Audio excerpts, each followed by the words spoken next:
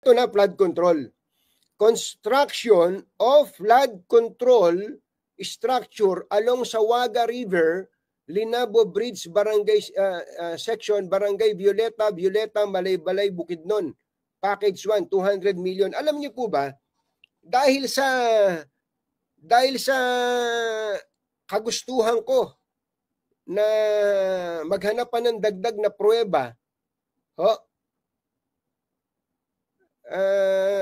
para patunayan na tayo ay hindi nanggo-good time at hindi po tayo fake news, nagtanong po tayo sa DPWH Region 10, mga magulang at mga mahal na taga-subaybay. At atin pong natuklasan na ito pong 200 million na to na construction ng flood control, 200 million po.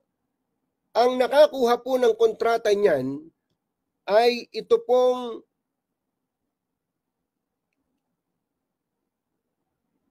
Vicente T. Lau Construction. Vicente T. Lau Construction. Ito po, ito po yung, hindi ko lang maipadala, baka maputol ako eh. And dito po, may notice to proceed, may contract agreement, may mga pirma po kinauukulan, etc., etc.